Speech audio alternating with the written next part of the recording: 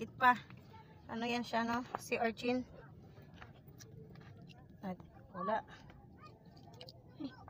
Ito yung mga kinukuha dito. Pero ito, no, ito siya guys, maliliit. Yan. Pwede na siya ulam. Pwede adobuhin, pwedeng sabawin. Lagyan lang ng tanglad, solve na. Kaso lang maliliit siya, no? Kung sa man siya long, kaning pilit man. So, pag umang, ayan long, ito. Napulot mo, o da? Ayan o, ano siya, sigay.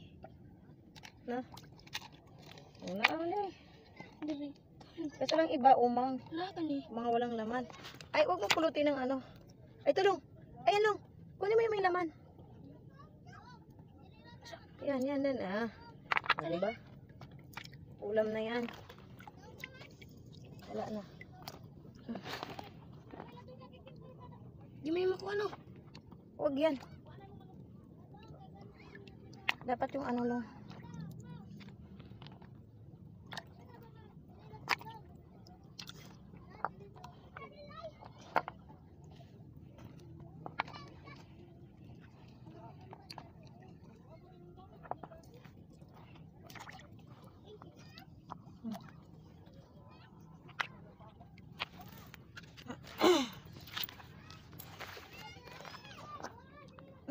Ito pa.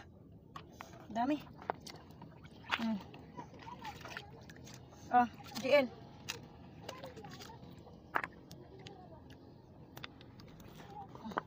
Ayun. Medyo malaki. Ayan.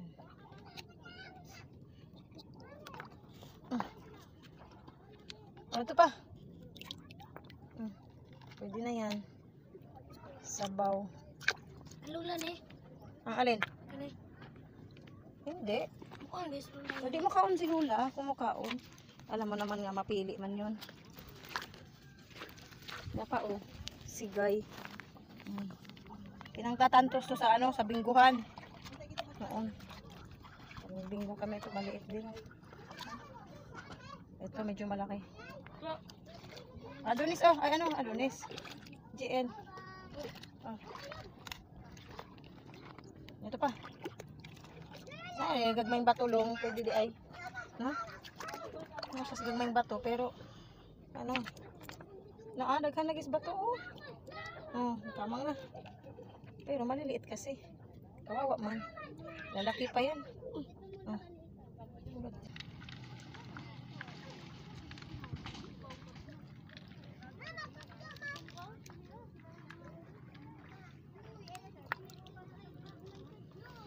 Kunti pa lang yan.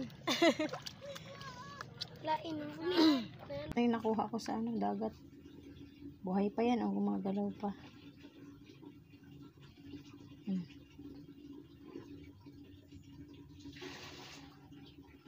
Masarap to ano, adobuhin.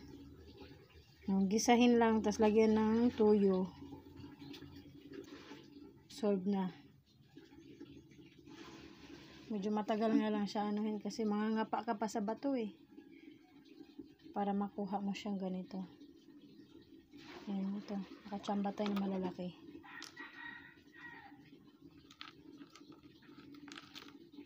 Ito yung pagkain sa ano, tabing dagat. So, walang gaanong nagkakaroon dito ng goiter kasi ganito mga pagkain namin. Ito na guys. Mainit ng ating kawali.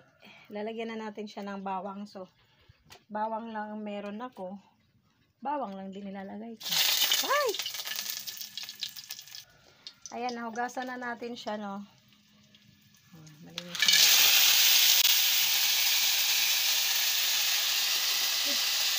Bango!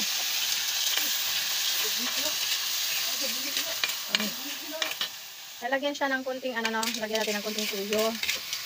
Tapos, suka. Adobo lang siya, no? Tapos, pwede naman siyang sabawan.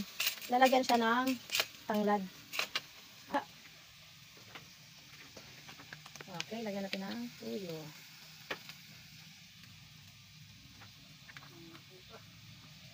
Ayan, lagyan natin tanglad. Ayan, lagyan natin siya ng tubig. Di, masarap na ang sabaw niyan.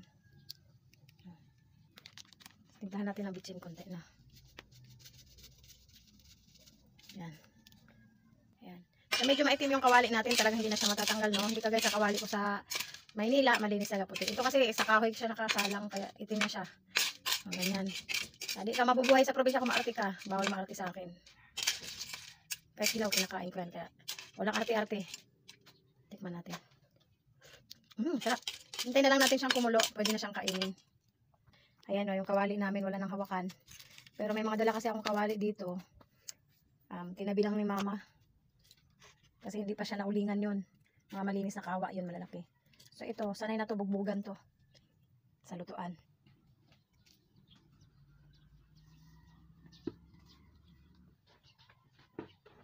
Lagyan natin ng konting talbos, no? Ayan. Hintayin lang natin kumulo. Pwede na siyang kainin. Kumulo na. Luto na, no? So, itong, itong sigay, yung puti na to, kailangan dulukutin siya ng karayom. Sarap. Sarap. Ito yung lamang dagat. Kain tayo.